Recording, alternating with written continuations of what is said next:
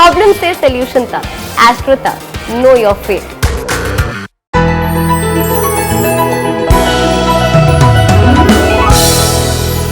देखिए, होलिका दहन एक तो अगर हम धार्मिक मान्यता समझें तो वो यही है कि पुराने साल की हम विदाई करते हैं।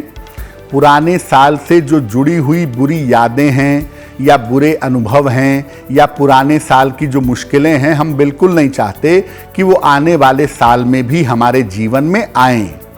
इसीलिए होलिका दहन के अवसर पर हम पुराने साल की तिलांजलि देते हैं, उसको अग्नि में डालते हैं और पुरानी यादों को, पुरानी मुश्किलों को समाप्त करते हैं। एक कारण तो ये है। दूसरा, होलिका दहन के पीछे भक्त प्रहलाद की एक कथा आती है कि भक्त प्रहलाद भगवान विष्णु का बहुत बड़ा भक्त था, बहुत साधना करते थे, उनका नाम जप करते थे। लेकिन भक्त प्रहलाद के जो पिता थे हिरण्यकश्यप मना करते थे कि केवल मेरी पूजा करो, भगवान की पूजा मत करो, भगवान विष्णु की पूजा ना करो। लेकिन प्रहलाद ये बात मानते नहीं थे। हिरण्यकश्यप की एक बहन थी, उसका नाम था होलिका। उसको ये वरदान था कि वो आग में अगर बैठ जाएगी तो आग उसके ऊपर असर नहीं करेगी, आग जल जाएगी लेकिन वो नहीं जलेगी।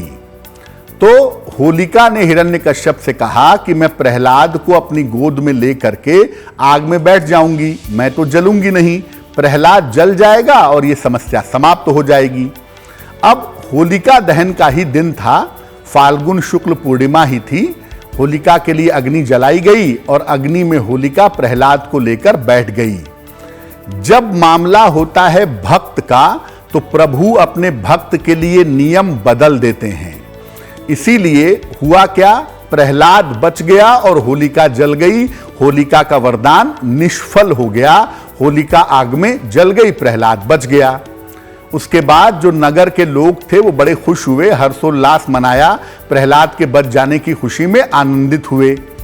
तब से ये परंपरा चली आ रही है कि हम होलिका जलाते हैं इस बात के लिए कि जो होलिका है वो बुराई की प्रतीक है, वो राक्षस होने की प्रतीक है। हम उसे जलाते हैं और ये प्रार्थना करते हैं कि जैसे भगवान ने भक्त प्रहलाद की रक्षा की, भगवान ने भक्त प्रहलाद को वरदान दिया, वैसे ही हमारी भी रक्षा करें और हमारे जीवन में जो दुख, तकलीफ, कष्ट है वो होलिका के साथ नष्ट हो जाए।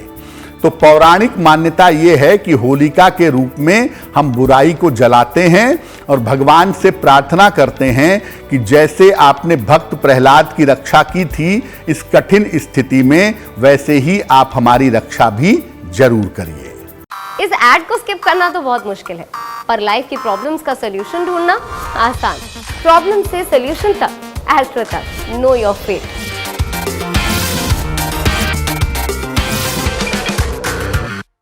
देखिए, होलिका दहन जब समाप्त हो जाता है, बीच में नहीं, होलिका दहन जब थोड़ा आगे बढ़ जाएगा तो उसके किनारे लकड़ी की राख इकट्ठा हो जाती है, उस समय भी उठा सकते हैं। या होलिका दहन जब पूरी तरह से संपन्न हो जाए तब भी वहाँ राख आपको मिल जाएगी, वो राख आप ले सकते हैं। थोड़ी सी राख आप ले आएँ अपने घर पे और इस राख से अपनी पत्नी का, अपने पति का, अपने बच्चों का तिलक करें। ऐसा करने से मानते हैं कि जो व्यक्ति के अंदर निगेटिव एनर्जी है या व्यक्ति के अंदर कोई तंत्र मंत्र का प्रभाव है, नजर दोष का प्रभाव है, तो ये प्रभाव निश्चित रूप से समाप्त हो जाता है। और अगर आप चाहते हैं कि इस राख का विशेष प्रयोग करें तो ये राख आप शिवलिंग पर भी लगा सकते हैं, शिवलिंग पर भी अर्पित कर सकते हैं और उसके बाद जल चढ़ा सकते हैं। तो अगर आप होलिका दहन की राख को ले आते हैं तो उससे तिलक करना बहुत ही शुभ होता है, नजर दोष को दूर करने के लिए, तंत्र मंत्र को काटने के लिए। लेकिन उतनी ही राख लाइएगा जितना पूरा इस्तेमाल कर सके, राख को बचाकर मत रखिएगा। बाकी जब राख अगर थोड़ी बहुत बच जाती है तो उसे पौधे में डाल दें या जल में प्रवाहित कर दें, उसे अपने पास रखना उचित नहीं होगा। तो आप जब भी होलिका दहन का कार्यक्रम मनाएं, उसकी राख ले आएं और अगर परिवार के सभी सदस्य वहां मौजूद हैं तो होलिका दहन की राख से अगर आप तिलक करें तो आपके लिए बहुत अच्छा रहेगा।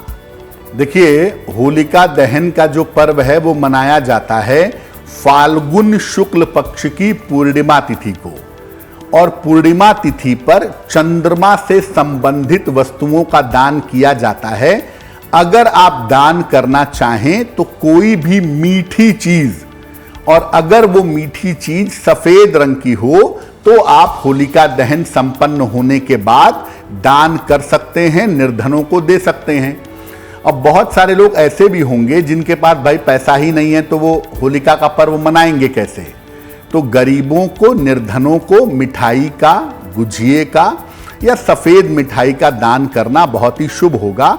होलिका दहन के बाद अगर ये आप दान करते हैं तो उससे आपके जीवन में खुशहाली आएगी और जीवन की जो चिंताएं और तनाव हैं वो निश्चित रूप से दूर हो जाएंगे।